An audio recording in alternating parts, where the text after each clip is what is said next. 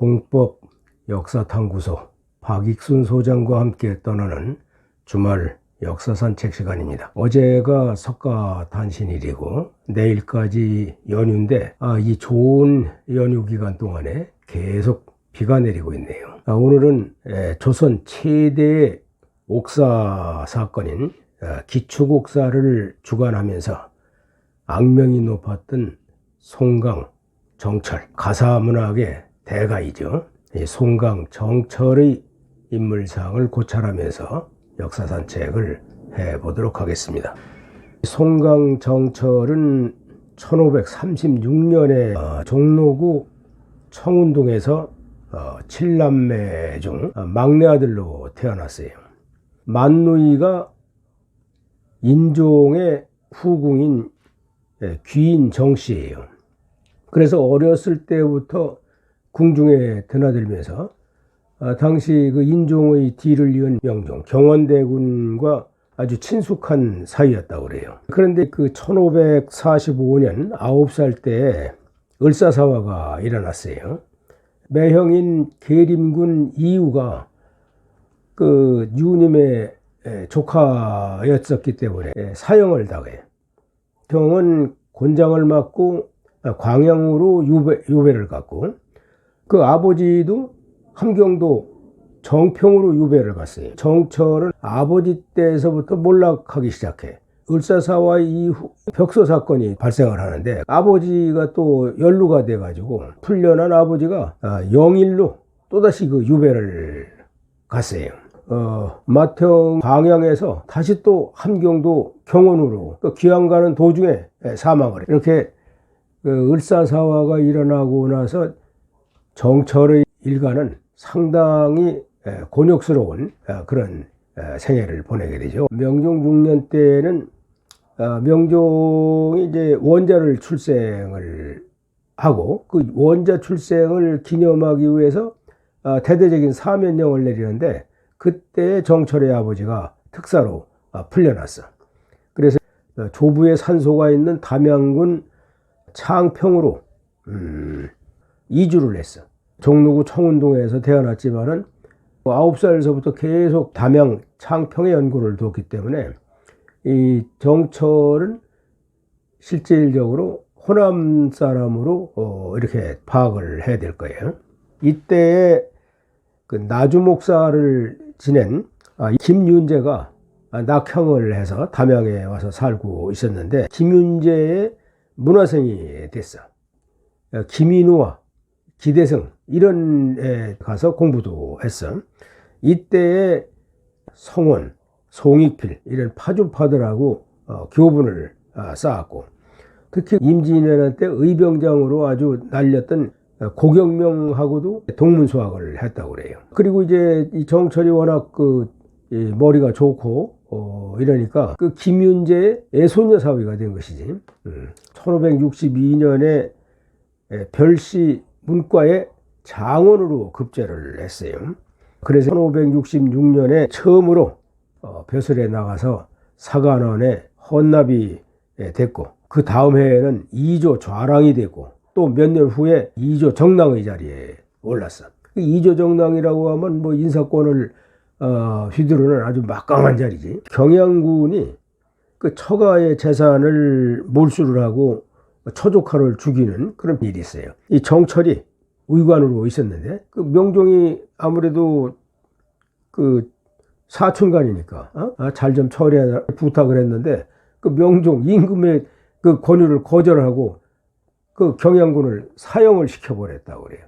그래서 그 이후에 명종의 눈에 밖에 나가지고 정랑의 자리에서 좌천돼가지고 지방으로 걷돌았다고 그래요. 그러다가 이제 1575년에 드디어 그 의례당론이라는 것이 대두가 되지.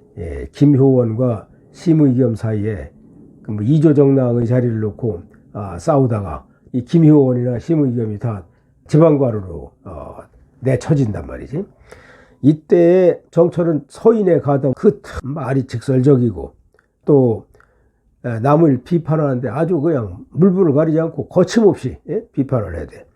그래서 이 원수를 많이 만드는 그런 성격이었다고 그래요. 동인들한테는 특히 기피 대상이 돼가지고 그래서 이 삭탈관직이 되고 할아버지의 산소가 있는 담양 창평으로 들어가서 은거를 해. 1578년에 벼슬길에 3년 만에 다시 나왔는데 지인도 군수를 지낸 그 이수라고 하는 사람이 서인의 거두인 그 윤두수한테 뇌물을 바쳤다, 이런 사건이 노출이 돼. 이 동인의 허역, 이수한테 뇌물을 받은 윤두수를 처벌할 것을 강력히 주장을 해. 동인의 이발은 이제 처벌을 하는 쪽으로 나갔고, 정철은 처벌을 반대하는 쪽으로 나갔어요. 간계, 계략에 말려들었다, 이렇게 주장을 하면서, 그때 이제 이는 이거 뭐 아니고 정철이 편도 아니야. 그래서 이가 중재를 하려고 노력을 많이 했지. 이발과 정철을 손잡게 하려고. 그러나 결국은 정철이 밀려가지고 강원도 관찰사로 나가게 돼요. 관동별국이 상당히 유명하죠. 1584년에 이이가 사망을 해. 이이가 사망을 하니까 동인들이 아주 뭐 집중적으로 서인을 공격하기 시작을 하죠. 그래서 이이가 죽은 다음 해인 1585년에 정철도 동인들의 탄핵에 의해서 다시 또 창평으로 들어가. 탄핵을 당해서 갔지만은 정철로서 좀 억울하다, 이런 판단이 들었던 게죠. 그래서 그때 지은 사미인곡이나 송미인곡, 이게 가사 문학으로서 유명한데, 이 내용을 보면은 선조에 대한 그리움, 선조에 대한 충성심, 이런 것이 그 주가 된 내용이지. 그래서 다시 벼슬자리에 불러, 그런 애틋한 내용이 담겨 있어요. 그런데 그 1589년에 드디어 그 정여립이 모반했다는 사실이 정철이 귀에 들어오게 돼. 그 정철은 아주 절호의 기회를 맞은 거지. 그 율곡이 죽고 정여립의 난이 발생하기 전에는 호남의 유림들이 두 갈래로 나눠져 있었어. 하나는 화담 서경덕의 제자들, 또 하나는 송순의 그룹, 이렇게 두 갈래로 나눠 있었는데, 서경덕의 후예들은 전라 우도에 살면서 영남학파에 가담한 사람들인데, 이발 이길 형제, 그리고 정계청, 이런 사람들이 전라 좌도에서는 이 정철, 고경명, 김천일, 이런 항맥들이 포진을 하고 있었단 말이에요. 송강 정철이 우의정으로 가게 되면서 정여립의 송사 책임을 맡은 거예요. 4년 전에 동인의 탄압 물러났던 정철이 이제 특히 그 동인 중에 이 과격분자들은 전부 구실만 있으면 그냥 잡아서 다 죽여버렸단 말이지. 그래서 동인백정이라 이런 소리까지 들었다고. 이 정철의 사실 동상이몽을 하고 있었던 거야.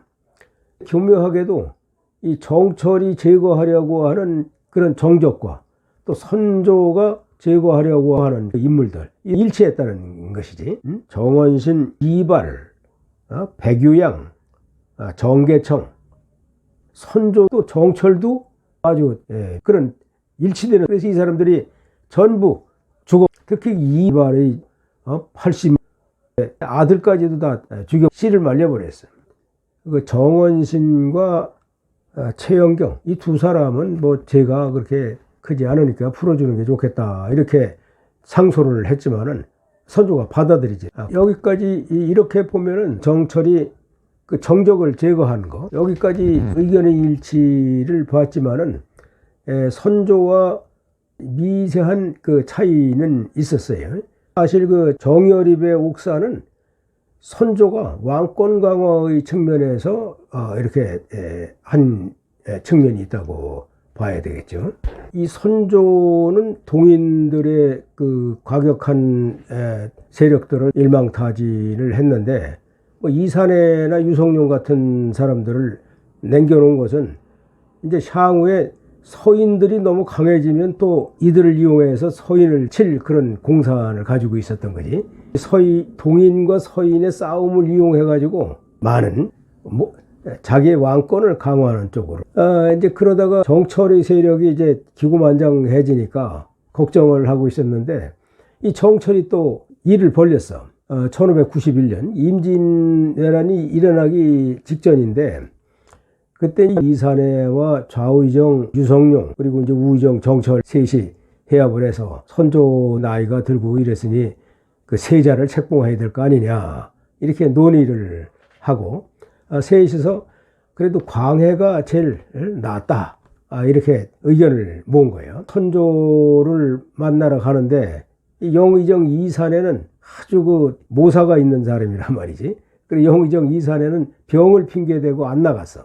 유성룡과 정철이 나가서 선조 앞에서 이제 세자를 좀 책봉해야 되지 않겠느냐, 그러면서 광해 세자를 좀 하고 건의를 해요. 근데 선조는 그 당시에 신성군을 마음에 두고 있었는데 성질 급한 정철이 먼저 뗀 거야. 이러니까 선조의 그 마음속에 있는 생각과 정반대거든. 그래서 송강 정철이 그 성격이 급하기 때문에 먼저 말을 꺼냈다가 완전히 선조의 노여움을 받고, 이러니까 이제 동인 쪽에서 정철에 대해서 포문을 열기 시작한 거예요. 세자 건조 문제로 송강 정철이 이제 또 물러나게 돼요. 그러다가 그 다음에 임진왜란이 터지니까 선조가 송강을 다시 불러가지고 의주 피난 가는 데까지 갔었는데, 그쪽에서도 또 그 거친 말 때문에 화를 당해가지고 강화도로 유배가 됐어. 강화도에서 살다가 거기서 사망을 했다고 그래요. 성격이 너무 직설적이야. 그래서 화를 자초한 그런 면이 있단 말이지. 그래서 서인 같은 당이면서 이병장이 했던 조언을 아주 싫어했다고 그래. 모든 게 술로 인해서 과격한 말도 술 때문에 생겼을 거라고 생각을 하는데, 특히 그 관찰사로 가서는 심각한 그 냉해, 홍수, 기곤, 지진, 이런 것들이 계속 일어나서 백성들이 살기가 어려운데 금강산 유람이나 다니고 알코올 중독이 돼가지고 그 관료로서의 녹봉을 받으면서 충실하지 못했다. 가사문학으로서는 윤선도나 송강, 정철 같은 사람의 비길 만한 인물이 없을 정도지만은, 이런 정치 분야로 들어와서는 좀 미숙했다 얘기를 하지 않을 수가 없어요. 다음 주에는 남인 유성룡의 시대로 들어가서 역사 산책을 해 보도록 하고, 오늘은 여기서 마치겠습니다.